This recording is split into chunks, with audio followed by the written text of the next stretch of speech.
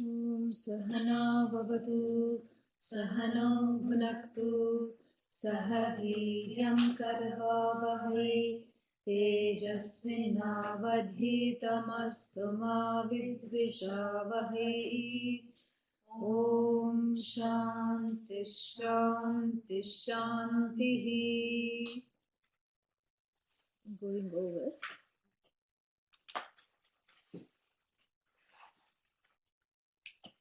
page 31,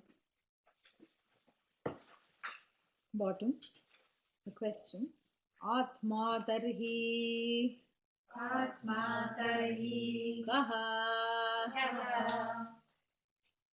sat Satchidananda Swarupaha Sat Kim. Yeah, one thing we know is that the student may not have self-knowledge, but he or she definitely has knowledge of Sanskrit because he's breaking down the what is that? Sandhis, what do you say for Sandhis? The combination of the words. Very clearly breaking it down, because Satchidananda means he should have just asked, he or she should have said Satchidananda Hakim. Sat Kim. Yeah, that's what he says. Yeah. So that shows Sanskrit is there. Yeah. Whether Sanskriti is there or not, Sanskrit is there. Kalatrayepi Tishtati iti sat chit kim Jnanaswarupaha Anandah kim kaha Sukhaswarupaha Evam Satchidanandaswarupam Svatmanam Vijaniyat. Yeah. Vidhiling Vijaniyat. Yeah. So, may one know. May one know. What may one know? That one is not the idiot that one thinks of oneself as. One is not small. One is not filled with all kinds of anxieties. One is not lacking in anything. One is not, fragmented. One is not split up. One is not anxious. One is not identified with all these body, mind, sense complex, the koshas and all these things. Right? And then, and what are all these? The body, mind, sense complex, etc. What are they? They are something that belong to the I. They belong to me. Just like the house does. Just like the earring belongs to me, correct? But I don't say me earring. I say my earring. I say my house. So there is a sense of belonging. And more about that later. Even the belonging is mithya, so there is no belonging, only longing. So, so even though there is this sense of belonging, because I do not know this, I have a sense of longing, longing for the body which is finite to become infinite. How can it become infinite? How? And I have a longing for the mind to remember all the rules, especially Sanskrit. How is that possible? And 15th chapter, we have heard that even forgetting is a gift from Bhagavan. Thank God, that feels so good to hear, Wow. Yes, so Bhagavan has given me the permission to forget. Yes, indeed. So, so all these things which were discussed as not Atma.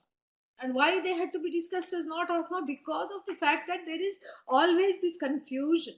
Because there is a proximity, and anything that is in the proximity, there is a confusion of thinking it to be something other than what it is not. Because there is that identification. And wherever there is proximity, there is identification. Wherever there is identification, the I is lost. Yeah. Only identification. Yeah. And then wherever there is identification, there is Maha sorrow. Maha means great. Great sorrow. Great sorrow because I identify with that which I am not. And naturally, Here we are talking about identity theft. Identity was stolen a long time ago. Long time ago it was stolen, and it has to be reclaimed through this study, through the exposure, through the systematic exposure to this knowledge. That is basically what it entails. And so the teacher reveals finally that Atma, after being pressed by the student, you know, what is this Atma? You've just been telling me only what it is not. And while that is helpful, it just leaves me kind of wanting about what it is not. So, what is indeed this Atma? And, and the teacher responds by saying, Satchidananda Swarupaha. Swarupaha of the nature. Of what? Sat, Chit, and Ananda. And of course, what will be the next question? What is Sat? It's sounding like Jeopardy.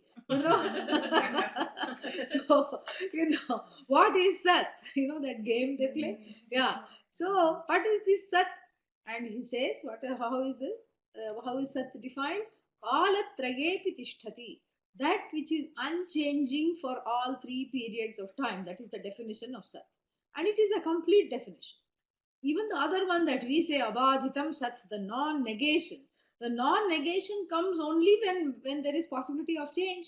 This is in fact much more overarching. Yeah. So we don't need any other definition. That which is unchanging is sat. So not just which is unchanging, tishtati. That which tishtati means exists. Doesn't mean it sits down. Okay, yeah. Tishtati doesn't mean it's standing or sitting down. That's the literal meaning of tishtati. That which always is means exists without change is Sat. And then when we look at anything in this universe, and I'm going to summarize what I said only yesterday, right? Yeah. What I talked about yesterday, it seems like a long time ago. The day before. Yeah. Okay, there we go. So it was not yesterday. Good. So then I'll summarize what we learnt the day before because it is important. And some of the people may have missed it online and also in person. It's very important. I'll summarize it a different way so that it sits in the heart differently.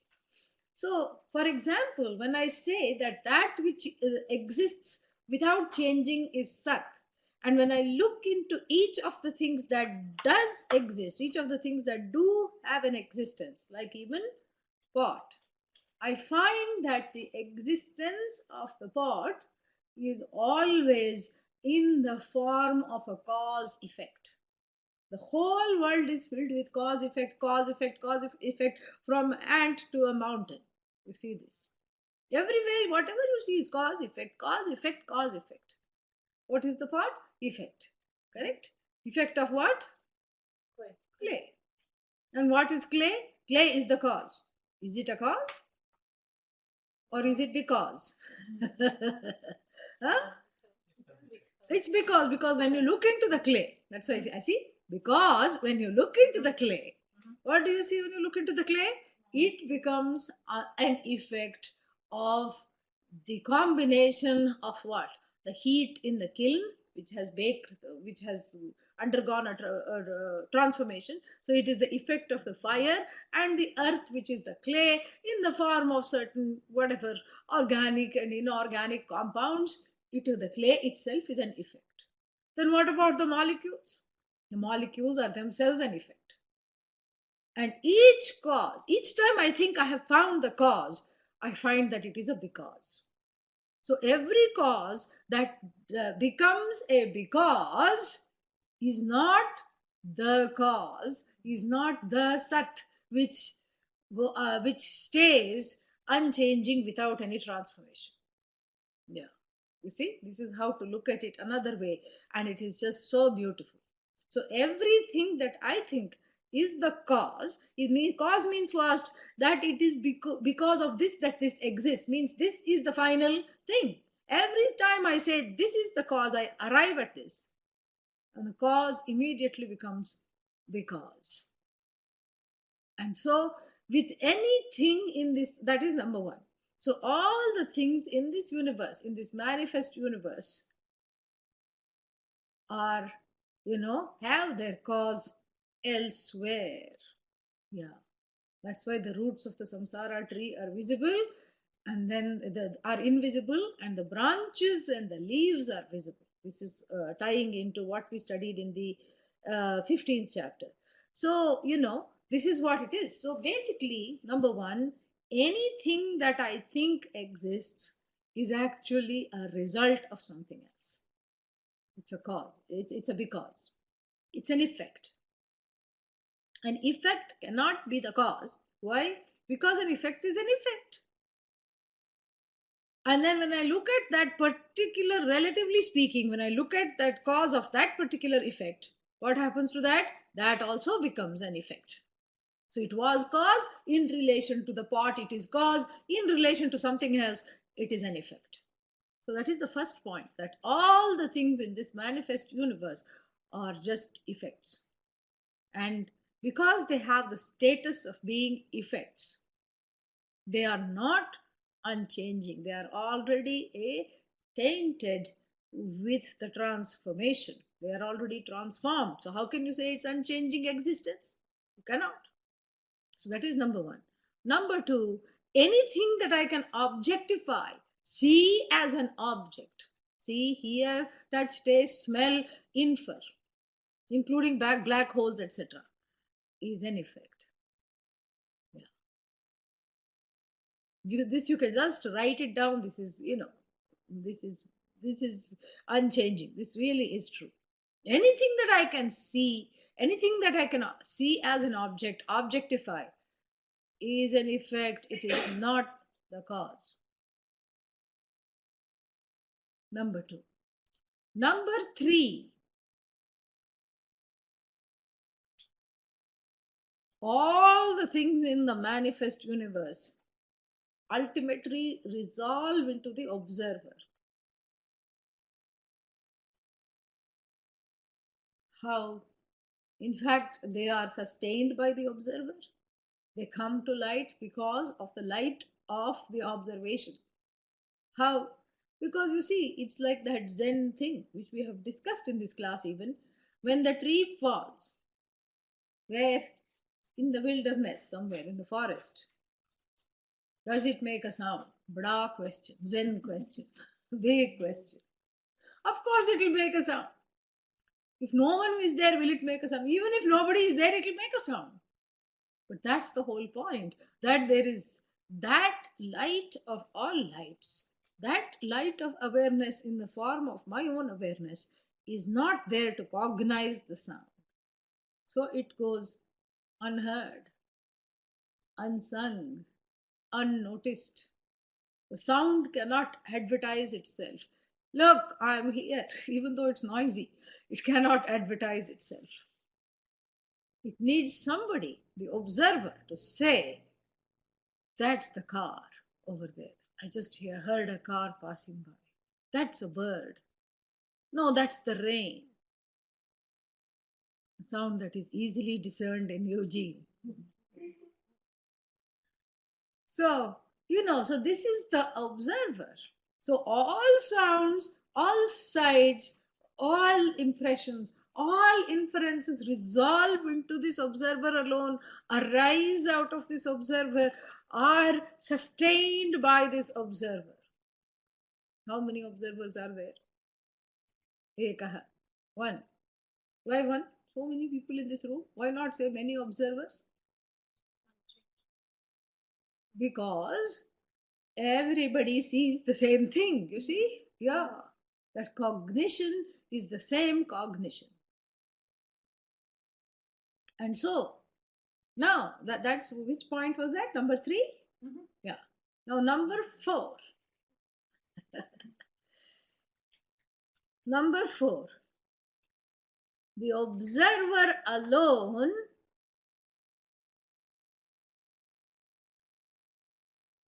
is consciousness or awareness. Observer is, another name for the observer is the awareness of the observer, which is awareness itself. Observer is nothing but awareness. When I say I am the observer, then the question means what of what, correct? Mm-hmm. So of whatever I observe. So that means what? It's the awareness that is aware of whatever there is to be aware of. So that is number 4. Number 5, The observer alone is unchanging, is changeless. And that which is changeless is also causeless. 5b. Yeah. That which is changeless has to be causeless. Why? Because it did not undergo the transformation to become a cause. So the causal status is like a crown. The causal status of the observer is like a crown. Or even the observing status of the observer is like a pair of binoculars. When there are binoculars, then I'm known as a bird watcher, correct? Yeah. And when I leave the binoculars at home, I'm just not a bird watcher. I'm just a regular person walking on the street. So too, the observer is just is a status that is superimposed upon this consciousness. Now we are getting from Sat to Chit. What kind of a Sat is it? The description of this Sat is that it is conscious. It is consciousness. It is in the form of an unbridled, unsegmented, unbifurcated consciousness. That, when needed, it can morph into the observer and observed when there is something to observe. That same consciousness. Or it can just stay with itself when there is nothing to observe, like in sleep. In sleep, there is consciousness or not? Yes. Why? Because in the morning you wake up and say, I didn't get enough sleep. Or I got a lot of sleep. So that means you are very much there. So the observer is the truth of everything. And this observer is the only one that is what is called self-existent. So that which is the cause and the causeless cause is self-existent, doesn't depend on anything, doesn't have to rest on anything to exist. That is why this is very important, even as the jiva. Jiva means what? This fellow with a lot of thieves and complaints, a groaning fellow with lot of thieves. Actually should be called piva, not jiva. So this jiva piva thinks I am a creation. And you see, the Panchadashi and other very involved texts are very quick to dismiss the notion that Ishvara created the jiva. This is where we depart from the Christian and other theologies. The jiva is not a creation. How can you be? If you are a creation, then how can you want to be the creator? How can you want to be that which is, without a second? How can that desire to be completely free at all times be even there if one is just a product? The jiva is not a product. The jiva is not a creation of God. This is very important to remember. And here is where this is very, very subtle, but very important. The jiva is not a creation. The jiva is Ishvara alone. Ishvara endowed with a frock. What frock? The frock of ignorance. Yeah. Wearing this, frock and wig, like those English judges. They have this cape called a frock and a wig. So it's just a status. So wearing the wig of ignorance. Maybe it should be called wignorance. And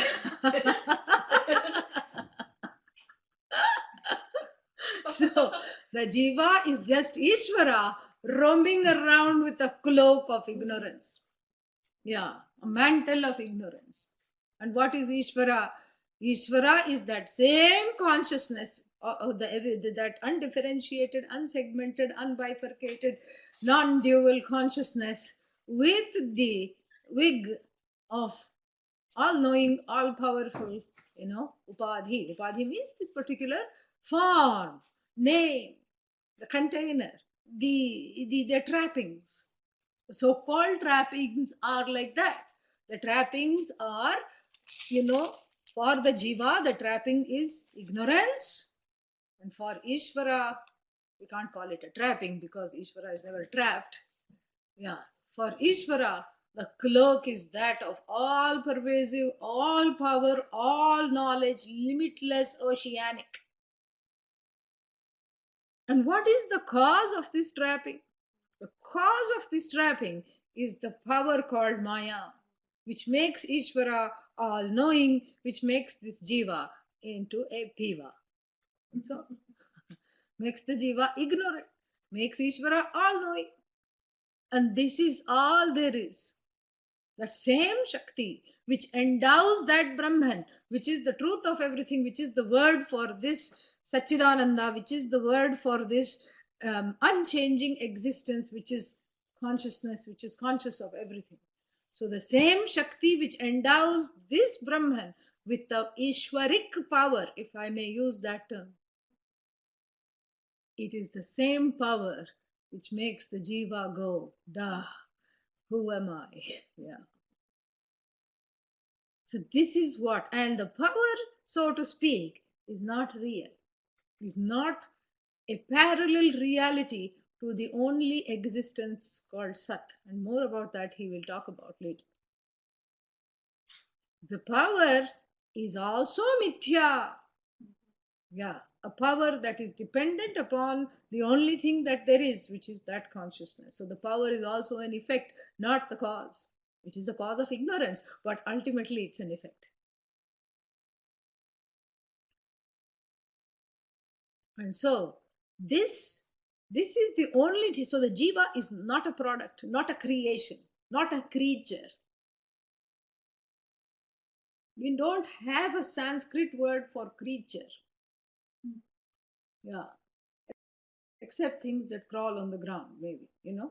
If we don't even use the word, even in English, we don't use the word creature or creation. Creation we can use, or manifestation rather. But we don't really have the word for, what's its name? Creatures of God, in the sense that God, standing apart from everything, made all the mountains, the oceans, and everything, and also made this thing called Jiva. The Jiva is not a creation. You can say the Jiva is a co-creation. Yeah. How is it a co-creation? Because this ignorance into which I was born is very much there with me, and I did not, since I'm participating in the ignorance every day until I learn to drop it, until I learn that it needs to be dropped. I'm participating in the ignorance. Number one. Number two, so in that sense it is my uh, there is my part in it, because I'm participating in upholding the ignorance. Number two, I did not have anything to be born. How come I was born into this ignorance? Correct? So that is another problem, is knowing that I was born into this ignorance without any, issue at all, without any reason that I know of.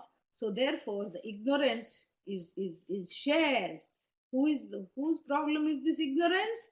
It is the jiva's problem, because the jiva ultimately can get rid of it, and it is also Ishvara's grace which helps one to overcome it.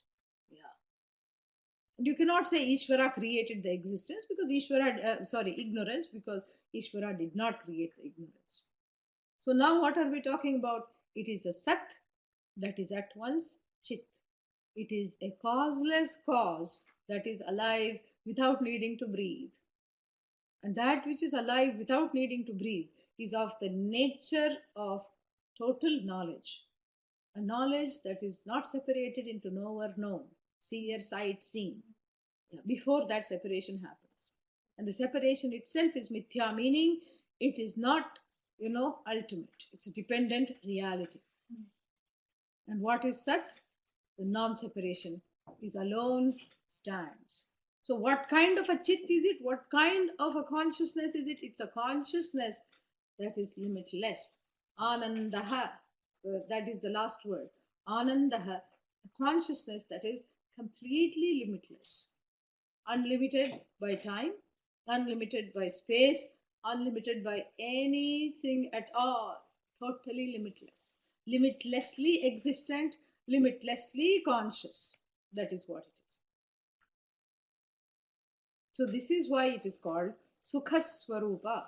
It is not called limitless because nobody cares about being limitless. We don't even know the meaning of the word limitless.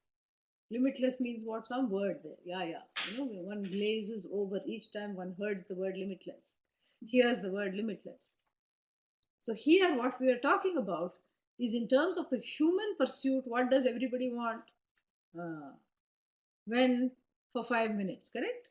No, 10 minutes. One day. No? All the days. Every day. Forever. I want to be forever. I want to be happy forever. This is what I want. Everybody wants this alone. So I want to be happy forever is what is called limitlessness, because one wants to be limitlessly happy. One wants to be without any limits. That is what the happiness should not have any limits. One wants to be forever, and so one wants to be forever bedridden. No, one wants to be forever happy. This is what it is. And so this is called Satchidananda Swarupaha. That is you. That is the meaning of the word you. There is no other Satchidananda. There is no second Satchidananda somewhere sitting there. Yeah. That is the meaning of the word I. There is no other thing that can be described by Satchidananda. That is the meaning of the word. The observer resolves into Satchidananda. That's all it is. And so the student is blessed by the teacher. May you know your nature to be Satchidananda. Student feels good. Thank God. So I have got a very good blessing that may you know how. By contemplating on this, by listening to this, how many times? As many times as is needed, till all the doubts run away. अथ चतुर्विंशति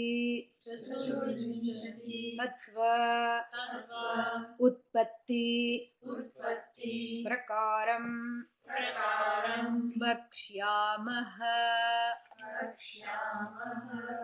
ब्रह्माश्रया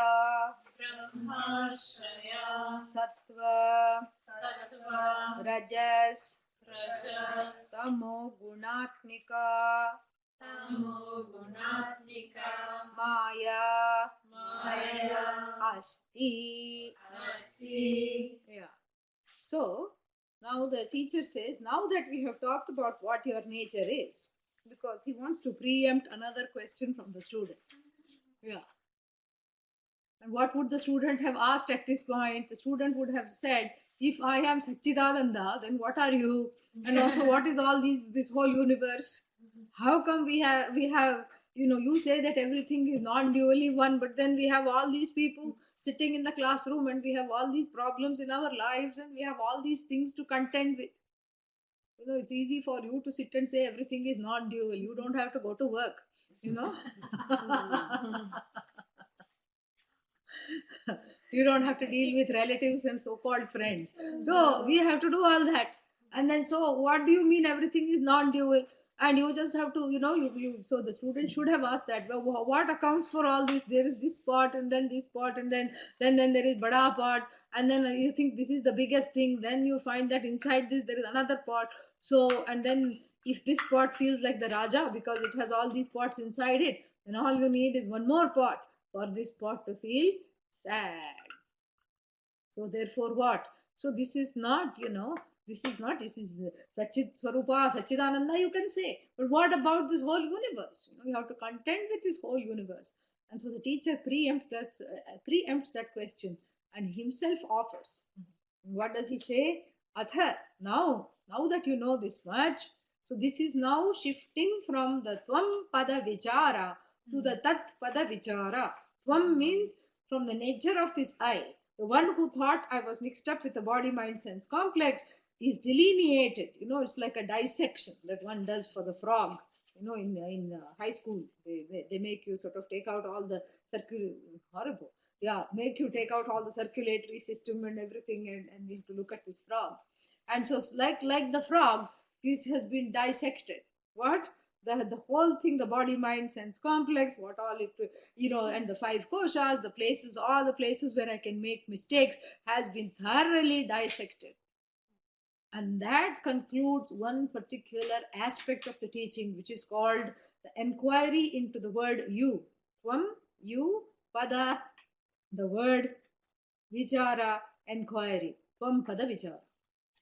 Now you have to take what was told at this level of the you. What is true is Satchidananda. You have to take it at the level of Ishvara too, and say that is also Satchidananda. That is how the underlying identity between the Jiva and the Ishvara, which is already there, is brought out. And that is the crux of the teaching. That is what is called Mahavakya. Each time you bring out this underlying identity. Identity is there, but like any equation, it looks different. If a child is told 5 plus 4 is equal to 20 minus 11, the child is confused. On the one hand, single digits, plus sign. On the other hand, double digits and minus sign. How can they be the same? And the child cannot tell the teacher, I believe you, madam, I believe you, sir, whatever you say. The child has to be taught to discover this fact. So the underlying identity, otherwise it's not an equation. A is equal to A is not an equation that anybody can understand. An equation is that which has an apparent difference, which hides an underlying identity that needs to be discovered. So Tattvamasi is an equation. It's an equation that needs to be unfolded and unpacked and discovered as the truth of oneself. The Tvam looks like, Tvam means you. You are the cause of the universe. That's what Tattvamasi means. So you are the cause of the universe. The you means what? Piva, full of peeves, full of all kinds of, horrible thoughts about, oneself, limitations. One feels like one is in the terrifying ocean of samsara. And then as soon as you think on the other side of the equation, what is there? Ishvara. Oh, if you're South Indian, you'll go like this, Yeah. That's silently asking pardon for all the things I have appeared before you. I don't know. I'm full of all kinds of horrible thoughts and unforgivable things. So please, I'm slapping myself. I mean, they don't do it very hard. Don't worry. So, they just go like this. So, any mistakes, you please forgive. It's silent asking for pardon. When you appear in front of the Lord or in the front of the goddess in the temple, you just go like this. Yeah. And so here, Ishvara means immediately that feeling comes, oh, I'm so small. I am because, I am odd, this is God. I am small, this is all, So there is this feeling of this lowliness immediately when confronted by the splendor of that which is the whole. Because I'm afraid to own up, because I don't have the capacity or the knowledge to own this up myself as that total, as that whole. I don't own it up, I don't live like it, and I just am mired in this self ignorance. And therefore, what? So that now we are going to the level of what is this cause of the universe? And how come this universe needs a cause? And how come this cause of the universe became the cause of the universe when it is already non dual? So we have to go to the other side of the equation, and the teacher seamlessly shifts gears to talk about the other side of the equation. So, and then he says, Atha. Now, Atha is a very big laden Atha. It doesn't mean just now, now means after this. Atha means here two things, three things actually. The first meaning of the word Atha is now that we have described the you aspect, we can go to the cause of the universe. Yeah. Now that the prerequisites of the Tvam have been answered, we can graduate to the Tat. And the Atha is also pregnant with meaning. It is assuming that the student has understood. And then finally, since we are talking about Ishvara, the word Atha is always a prayer. Whenever the word Atha comes, it's prayer. It's a stand-in for Om. Om is a sound of blessing. And then Atha is a sound of blessing. And this is purely fiction. In the mythology, in Hindu mythology, it is believed that when the universe was created, Ishvara in the form of Lord Brahma not to be confused with Brahman. Brahmaji, as the creative aspect of the universe, uttered two sounds. He was very pleased with what he saw. This universe, the whole universe unfolding. And so he said, Om. And then he said, Atha. So these two words, because of the um, the story associated with being the formative sounds of the universe, formative sounds of creation, have come to mean total auspiciousness. ओङ्कारश्च अथ शब्दश्च द्वावेतौ ब्रह्मणः पुरा कण्ठं भित्त्वा विनिर्यातौ तस्मान् माङ्गलिकौ उभौ. And in this verse that I just quoted, Om, the words Om and Atha have a special significance because they just came out of the throat of Brahmaji when he saw the universe newly created or all created, and therefore they have become a traditional stand-in for all auspiciousness, because the universe is auspicious. It's an extension of Bhagavan, so it is auspicious. So therefore, so here when he says Atha, it's a prayer. Now we are going to talk about Ishvara. So let us begin with a blessing word, Atha. So, and then it also simply means now at this point, what will we do? Vakshyamaha, we will tell. What will we tell?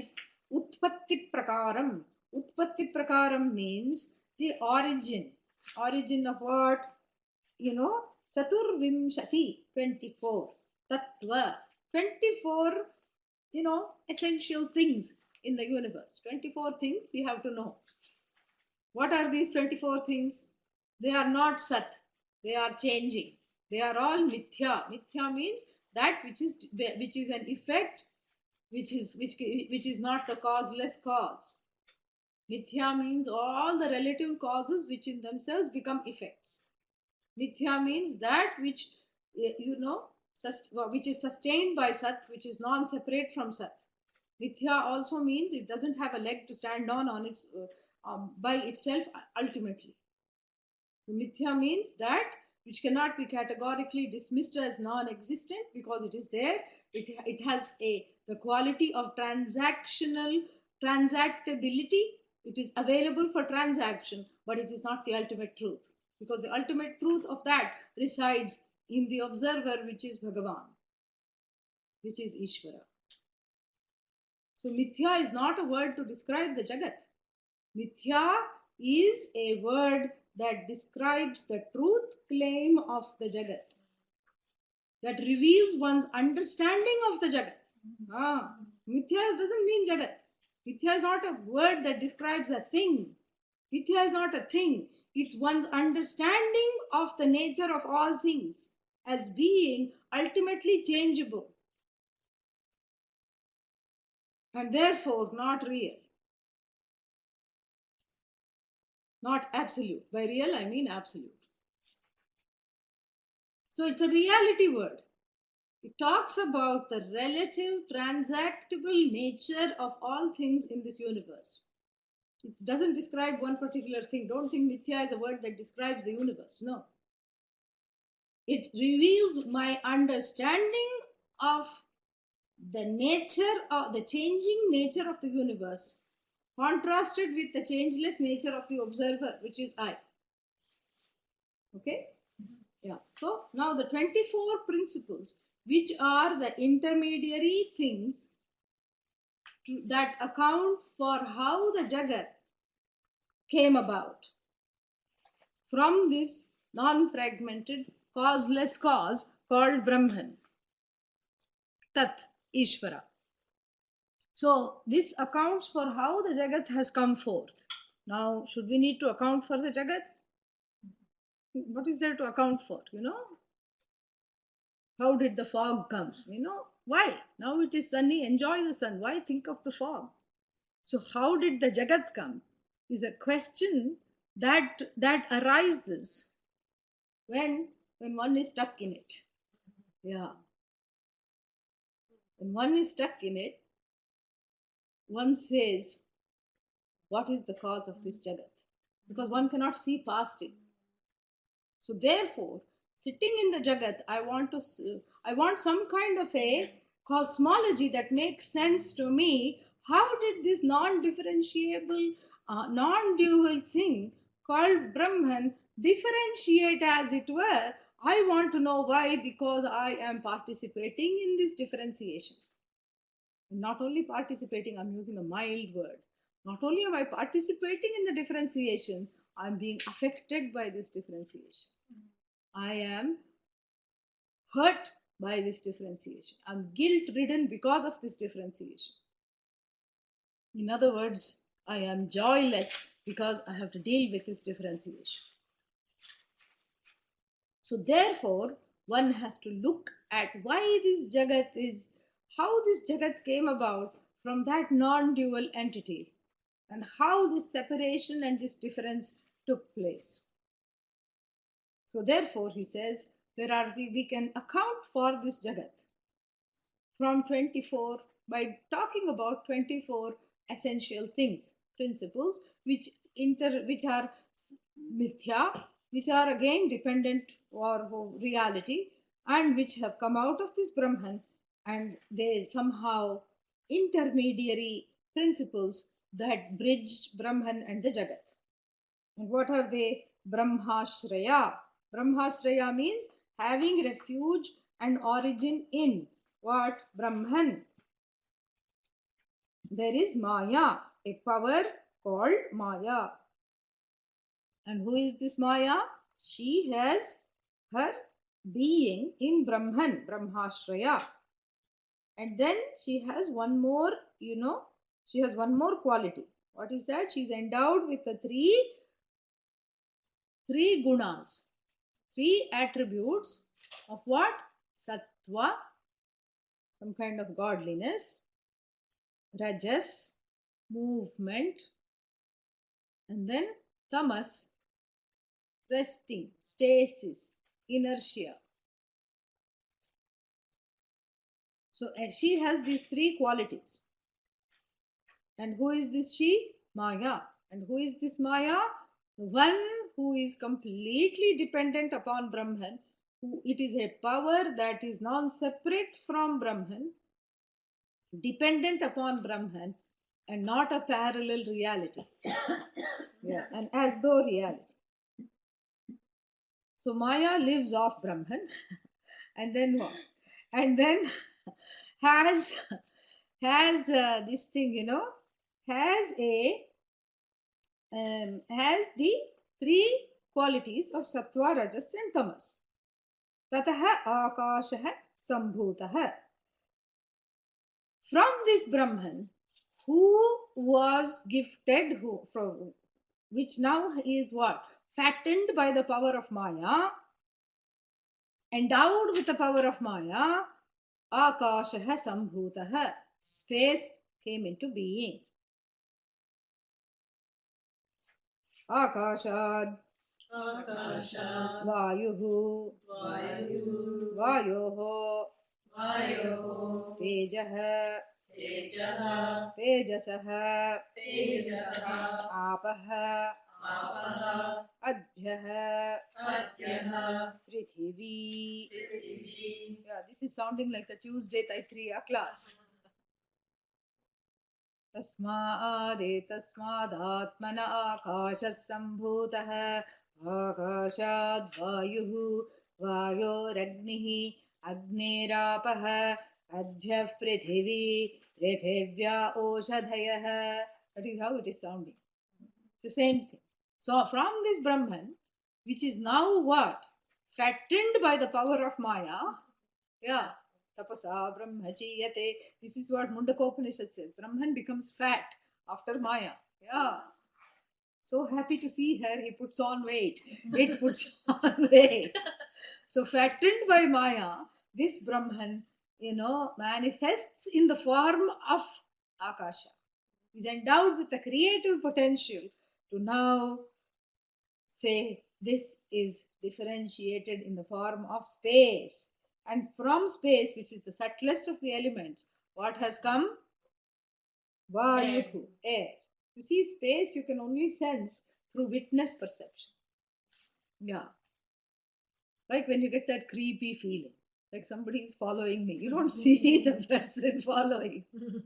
You get that sensation. Why? Because there is this feeling of being crowded. Right? Yeah. So that is means there is only one way of looking at space, and then sound is in space. So only by one sense, organ, it is discernible. And then whenever there is sound, we infer that there is space. So that is the subtlest of the element. Then from space has come Vayu, and Vayu means air. The air is very special because it can be discerned. It is a little more grosser than space, and it is discerned by two sense organs. Which are they? Touch and sound. You hear the wind. Yeah, somebody wrote a poem. Have you seen the wind? Yeats. Yeah. And so then from the Vayu has come what? Agnihi. Here it's described as Tejaha. Same thing. Tejaha means Agnihi. Agnihi means Tejaha. Fire. And the fire can be discerned with the help of three sense organs, a little more grosser than the other two, space and touch. Vayu. What is the third one? Sight. So you can hear the fire, that crackling, you can see the fire, and then you do not want to touch, but you can touch the fire. Yeah. How do you know you should not touch the fire? Because somebody has touched the fire. That's how you know you should not touch the fire. And then Tejasaha Apaha. From fire came water. And this water is discernible by four sense organs. Which is the fourth one? Taste. But water doesn't have taste, that is its taste. That taste is the quality of water. And then from water came the earth. The earth is sensed by all the five sense organs. Gandhavati Prithvi, the sense of smell. When it rains, I mean, here it rains so much, nobody knows this, but in places where it doesn't rain as much as here, that smell which comes after rain, that is belongs to the earth. Yeah. All the five sense organs can discern the earth, the grossest of all. So from the subtlest, you have this gradation of the grossest to the grossest, that which is discernible by all the five organs.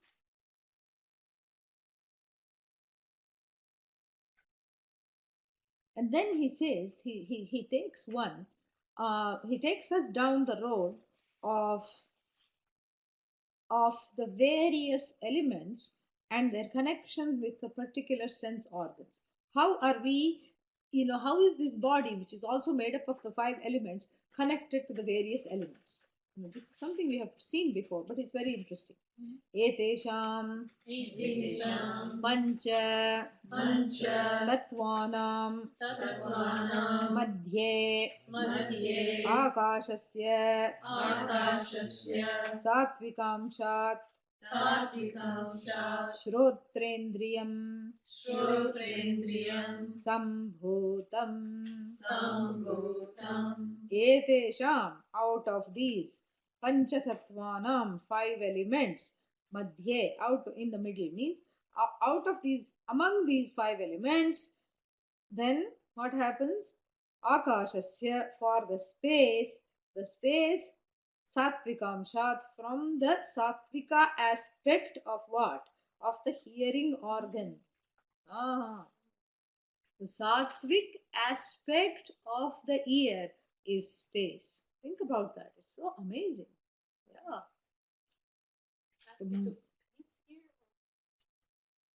What? Would you repeat that? Repeat this. From the Satvik. From the aspect. No, from the ear. No, from the Satvika aspect, the organ of hearing is evolved. Yeah.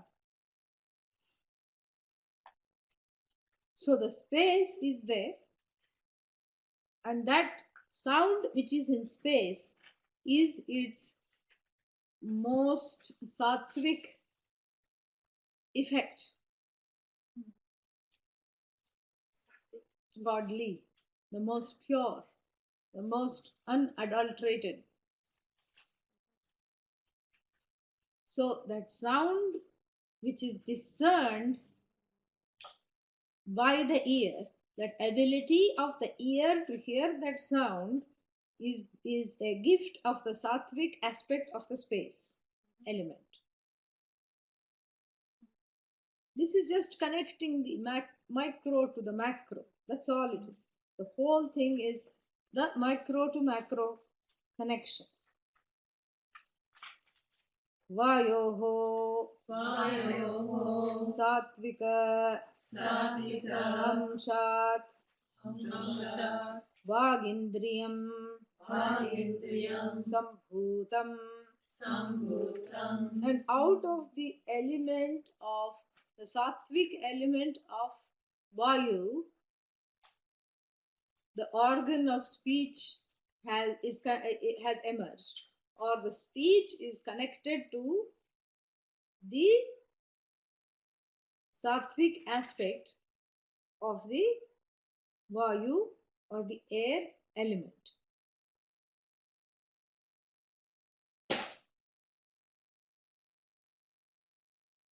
Because the sound waves, correct?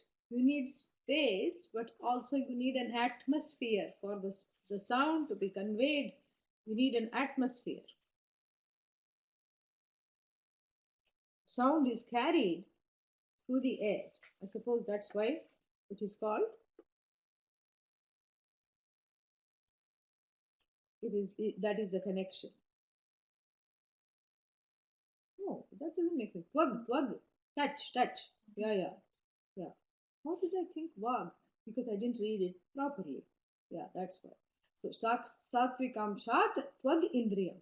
The sense of touch has come from the sattvika aspect of the air. Okay?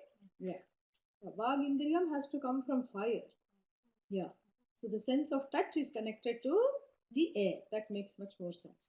Agnehe satvika amshat chakshuhu indriyam sambhutam. Yeah. And so this, of course, we have talked about. The fire is connected to the organ of seeing, the eyes. So the eyes are born from the sattvic aspect of what? The fire element. The sattvic aspect of the air element is connected to the sense of touch. Sense of touch is evolved from the air because that is how it is discerned. And then the fire, because the eyes see because of the sun, for example. So that is the connection there. Jalasya satvikamshad rasanendriyam sambhutam. Yeah, so the organ of taste is born of the sattvic aspect of the water element, because the tongue has to be moist. Without that wetness, you cannot taste. So that is why it is called rasana. Rasa means already essence, moisture. The word for tongue is rasana. Prithivyaha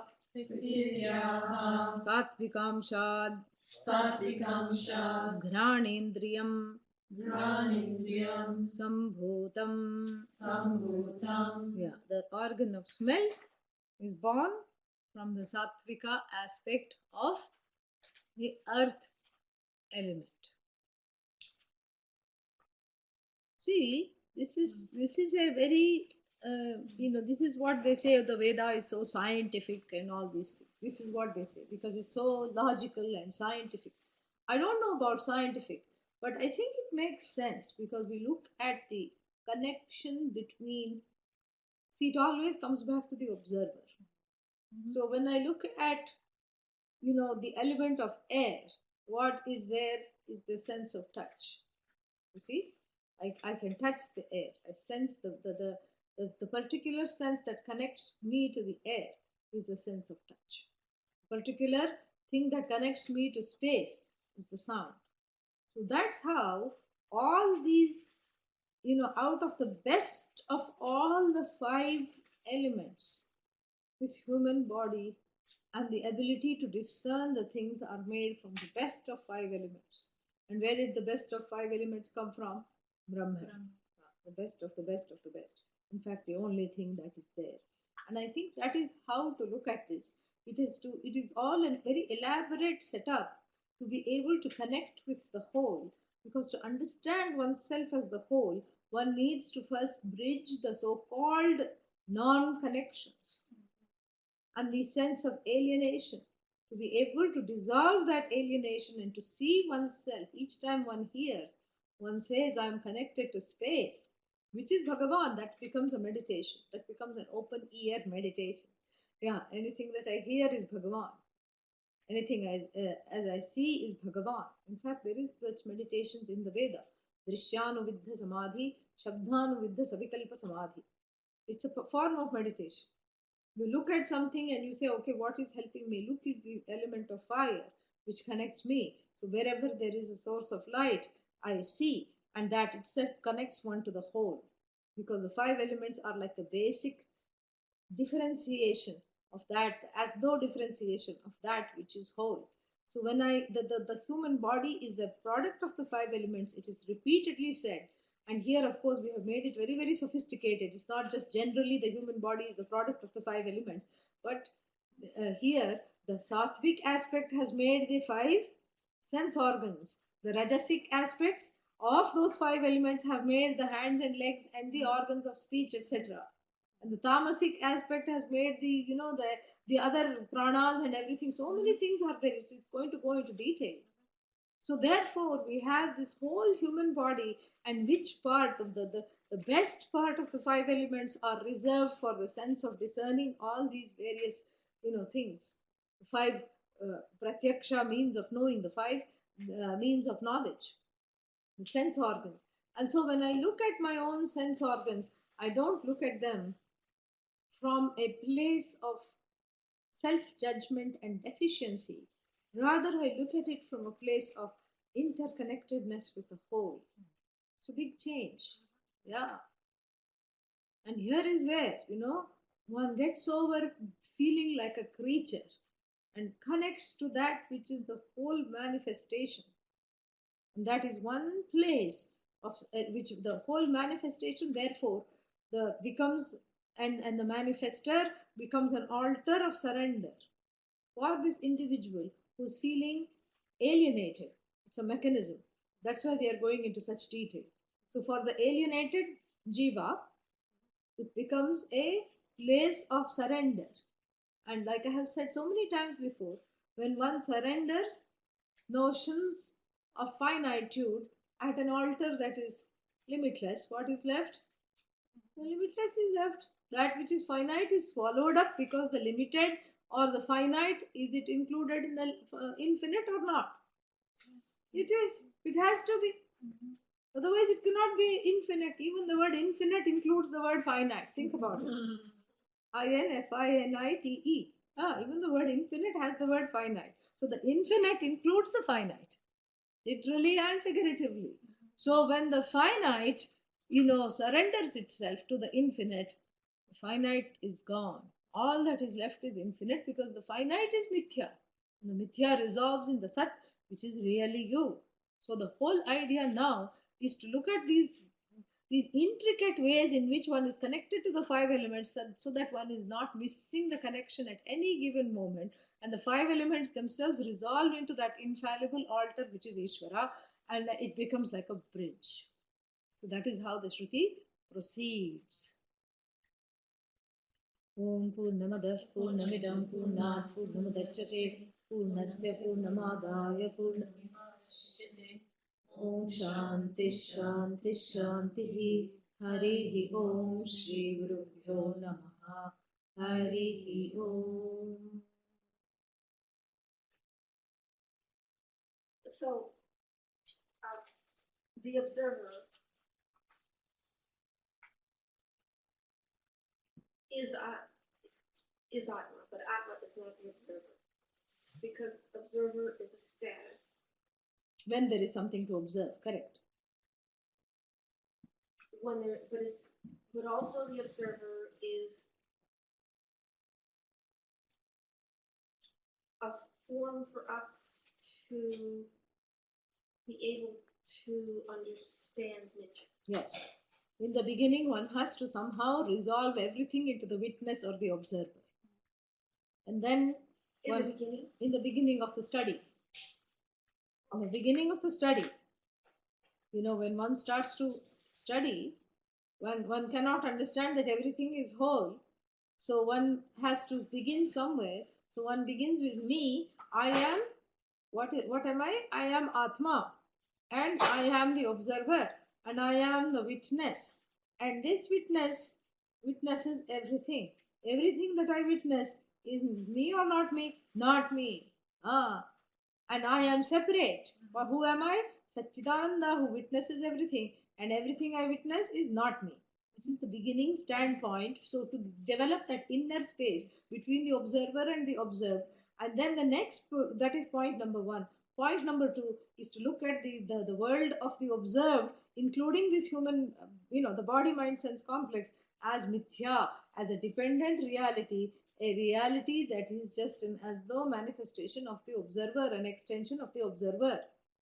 And then finally you say the observed resolves into the observer, and the observer is just doesn't resolve at all. It resolves into Brahman, really. There's nothing else. Yeah. So the observer is there, is a status. When there is something to observe, I call myself observer. Otherwise, I'm Satchidananda. Observer resolves into Satchidananda. So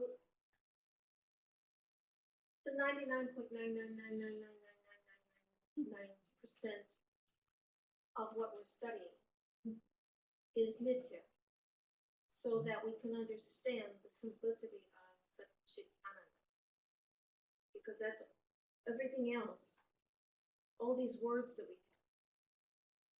have are really words. They're explanations. And as soon as they achieve that format, they go away. Yes. In fact, there is no word for Sat.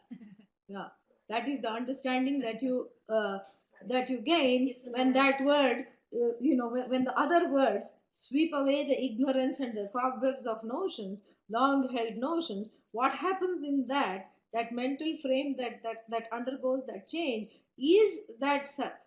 That Sat is recognized as you, which is already self-effulgent and self-evident. It doesn't need words. It's already there. And so this is the reason for the 5,000 years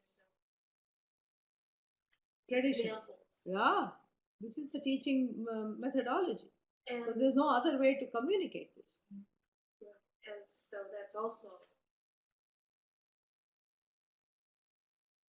That is also mithya. Well, Yeah. it's the altar of surrender as well. Yeah, it has to be the altar of surrender, because the mithya problems need a mithya altar of surrender. Just like mithya ailments, you have to go to the mithya doctor. No? Yeah. Yeah. So, the Sat, see, Brahman has two ways of looking at Brahman. One is called, they are called Lakshana. Lakshana means implied meaning of Brahman. Brahman cannot have a real meaning, because then the word and the meaning becomes as powerful as the word, then that causes a duality. So Tatastha Lakshana and Swarupa Lakshana. We have seen this at length in Taittiriya, but we have not seen it here. So then that is one more occasion for me to explain that. So Tatastha Lakshana and Swarupa Lakshana. This is Satchit Ananda is or Satyam Jnanam Anantam is the Swarupa Lakshana of Brahman. Means its implied nature.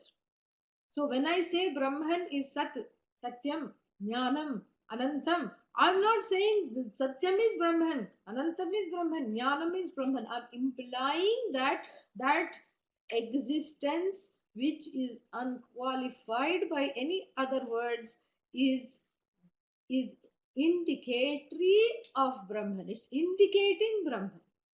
So these are indicatory words, and Brahman just needs to be indicated because it's already self-shining and available as that I. It doesn't need to be shown. It's already evident.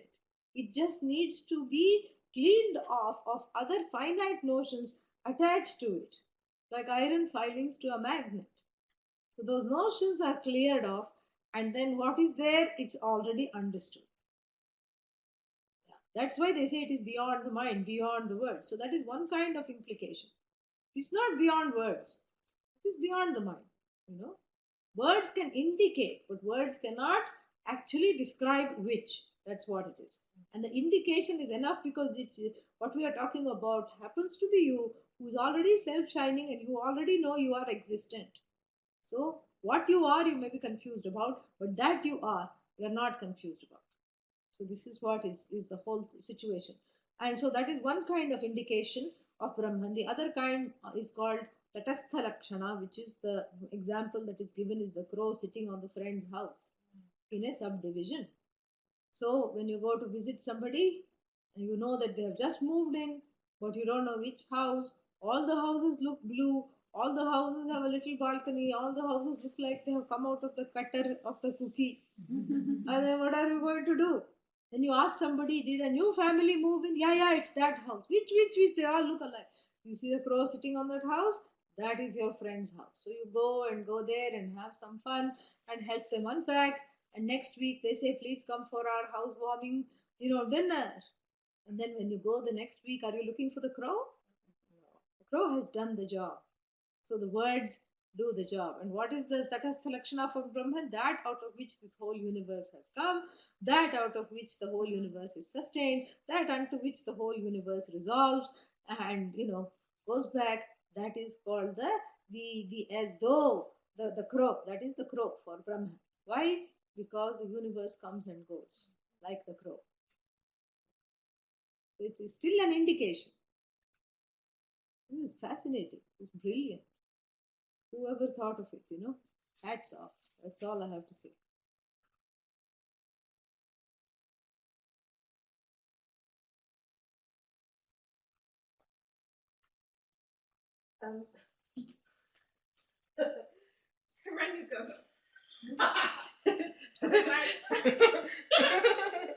My reasons for that have nothing to do with Hiranyagarbha, but the fact that it's a word that keeps on coming up with such a variety of, the subtlety of it. Yeah, everything. the first one was that it has in it The sattvika quality of hearing, etc. Right? no, Svedis. Yeah. The explanation of the word, the very first, a long time ago. Yeah. First time I heard. Yeah. And then there was something else and something else and something else and something else, and it just seemed that if I could keep every time it seems connected to another thread, that maybe if I kept on following the threads. Yeah. No. It won't. It's just one more way to explain. Yeah. It's one more mithya. It's just one more explanation. Yeah. And it's one more because it's the manifesting potential along with the manifesting potential does not persist or exist without the manifester. Know the manifester as yourself. Let go of the manifesting principle.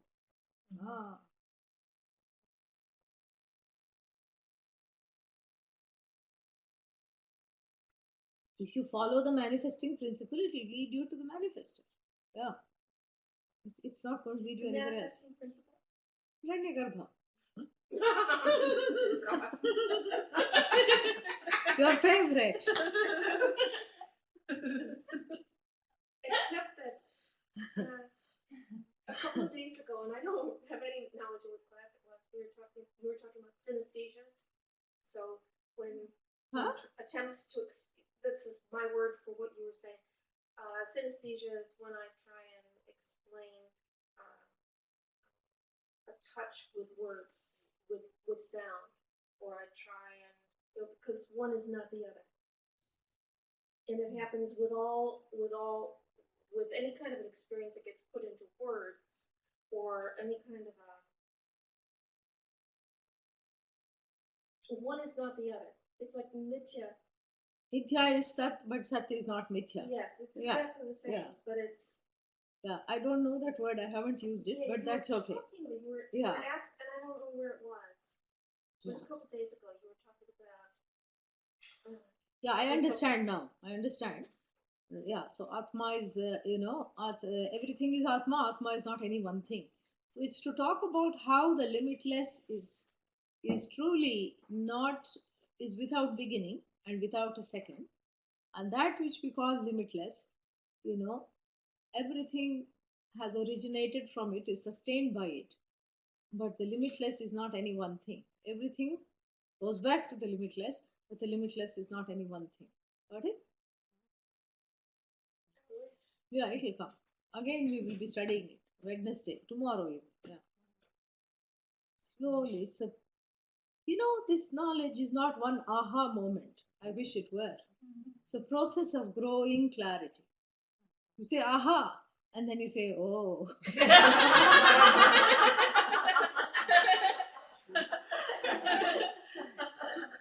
Then again you go, aha, and you go, oh.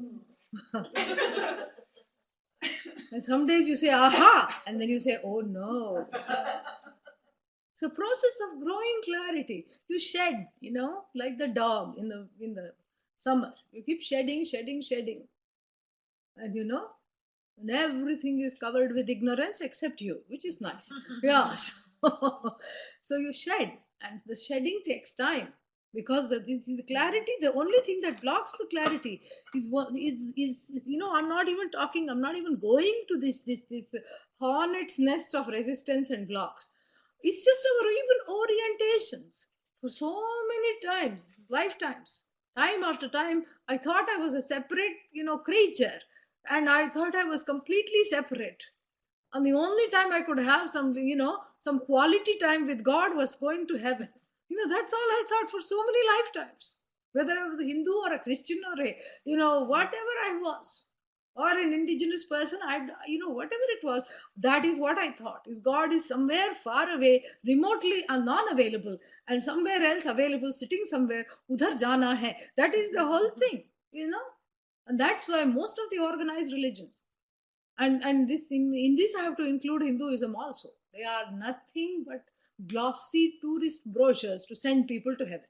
Yeah, just like you have when they say Cancun, and this Cancun will have one white beach and one blue umbrella, and underneath one umbrella one table and two drinks with straws and two chairs, you know and one pair of sunglasses, just as though somebody has just gone for a swim and they'll come back and they'll this thing. One towel and one sunglass will be kept.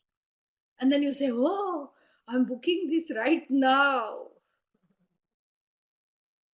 And then what? You go there. It's a cement jungle. Yeah, and you don't even know where the where the water is. That is how it is, because they have not, and it's full of people. Because why? Everybody saw this brochure. And everybody booked after seeing this brochure. Religion is like that. It just tells you, please come, come, come, heaven, heaven, heaven. In rural India, we have these buses. They don't have anything. Even if they had anything on top where they are headed, it's of no use because it keeps getting changed and they can't. And those things are very rusty, those little labels. Nobody bothers to change them. They all get stuck. So then you just have to only rely on Bhagavan and the conductor's voice. And even though it will be blatantly written that this bus is going to Trichy, it will be headed the opposite direction. So and then the conductor will be saying, Kumbakonam, Kumbakonam, Kumbakonam, Kumbakonam, get in, get in, get in, anybody who wants. And then some people get in. And then somewhere else, Mumbai, Mumbai, Mumbai, then all the people going to Bombay get in. And then what? Heaven, heaven, heaven, heaven, heaven. All the people wanting to go to heaven get into these busloads of, beliefs. That's all. That it is forever, and that once I go there, I like. First of all, that there is such a place. Once I go there, I will like it. And then once if I like it, then I want to be there, and that I will be there forever. What if I don't like it and it's forever? Nobody thinks that. Yeah, what am I going to do? And it's stuck. Then heaven no longer is heaven, it becomes hell. So what is the only thing that whatever is forever cannot be outside of you? That is the basic logic we have to exercise here. Forever means limitless. Forever means infinite. And if limitless is outside of you, it is no longer limitless. because you are constricting that limitlessness, because you are outside of it. Number one. Number two, that which is limitless cannot be a product, or cannot be an effect. Ah, cannot be an effect. It should be uncreated. These two, if we really are able to understand, then we can go further. Then we can have fun. Then we can go to heaven also, knowing we'll come back. No problem. Dekh ke aa jao. Yeah. Have a little tour.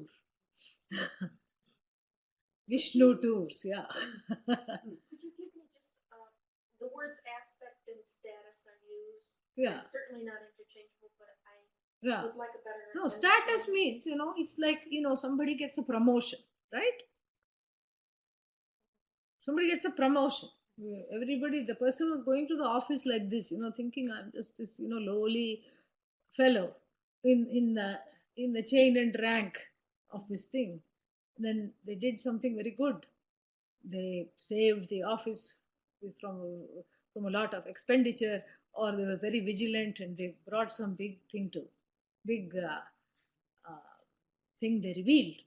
And so such a person is given a sudden promotion, right? Person is the same as before, maybe wearing a new set of clothes, new uniform. Person is the same. The trappings are different. Has two assistants, has an office, and has, all these meetings to go to, and has to throw the weight around. Why are you slacking on the job?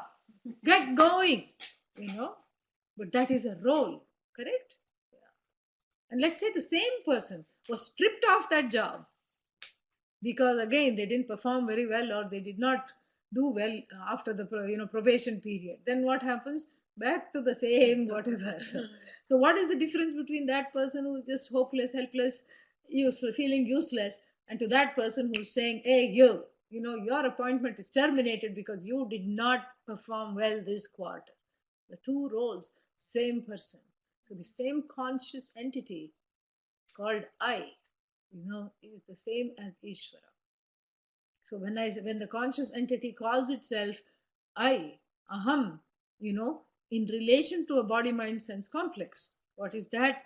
That is, what is called the so-called finiteness. That's all it is. That same conscious limitless principle, as though abiding in this finite body mind sense complex, and the same conscious limitless principle which is abiding in this all pervasive, complete, being full of all kinds of powers. So the first one becomes part of the law, at least the body mind sense complex. The other one becomes the materializer of the law. You had a question? I'll come back to you. Did you say that Maya is not an as though reality? I said Maya is an as though reality. Yeah. And ignorance is an effect of mind. Ignorance is definitely an effect of Maya. Yeah. But we say ignorance doesn't have Neither does Maya. Neither does Yeah. Phew. Yeah. Yes. So the observer is the status. Observer is at conditional status, that is as though superimposed upon that conscious principle when it is endowed with the ability to observe. And does it have aspects? Yeah, it can have aspects: ear, nose, throat, eyes, etc. Yeah. No, I won't say ignorance is an aspect. Yeah. Ignorance is a condition. Yeah, you can call it a condition. You can call it conditional. I would rather describe it as conditional. Because when you say condition, it becomes real, as though condition. So, the conscious principle, which is limitless, which is all knowledge, as though conditioned by ignorance, is called Jiva. Got it?